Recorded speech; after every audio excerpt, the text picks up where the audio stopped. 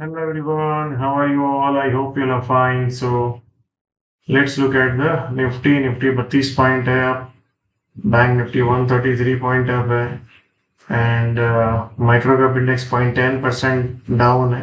So basically अगर आप देखेंगे ब्रॉड मार्केट से एक कंफ्यूज सिग्नल है, ना ज्यादा पॉजिटिव है ना ज्यादा नेगेटिव है.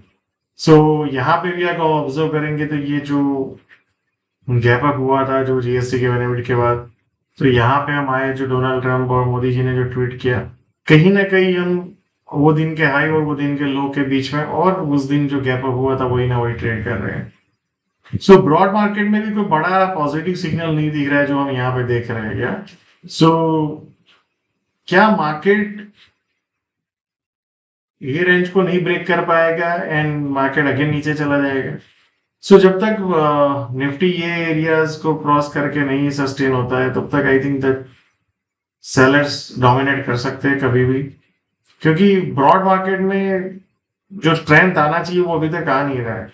अगर आप देख सकते हो यहाँ पे जो गैप अप था, यहाँ पे गैप अप हुआ और अभी यहाँ पे है. So as of now the evidence down side के अभी तक दिख नहीं रहे, बट जो स्ट्रेंथ आना चाहिए उन्हें. तो अभी for tomorrow what is very important, so for tomorrow सबसे इंपॉर्टेंट एरिया जो मुझे अभी एक जोन दिख रहा है वो अभी जो क्लोज हुआ है वही एरिया है. सो फॉर टुमारो मान लो इसके ऊपर दो सिनारियो है कि मान लो यहाँ पे चला जाए तो लुक फॉर शॉर्ट नीचे की तरफ ये एरिया और फिर ये एरिया को टारगेट कर सकते हैं. एंड इसके ऊपर जब तक इसके नीचे नहीं जाता तब तक हम शॉर्ट नहीं कर सकते, क्योंकि हम एजम्पशन ले रहे हैं, we don't have fact.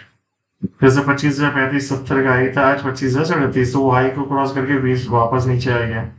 So for tomorrow सबसे इंपॉर्टेंट एरिया है यहाँ पे. फिर ब्रेकआउट आता है तो keep looking for long, but be aware कि इसके नीचे अगर चला जाता है तो फिर आपको शॉर्ट करना है.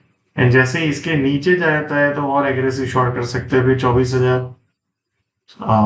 और जैसे ही ये एरिया के नीचे आपको मिल जाए ना कहीं पे, तो फिर you can look for aggressive short जो रिसेंट लोज और उसके नीचे भी जा सकता है.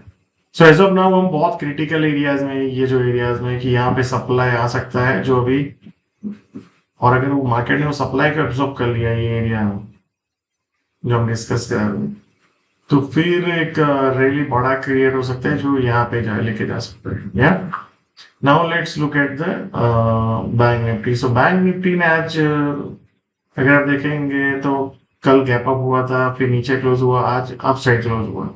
सो बैंक निफ्टी भी अगर आप ऑब्जर्व करेंगे यहाँ से जो नीचे गिरा है उसके बाद एक पुल बैक आ रहा है, और पुल बैक एग्जैक्टली जो हमारा सप्लाई एरिया था वही एरिया में आके अभी खड़ा हुआ है बैंक निफ्टी.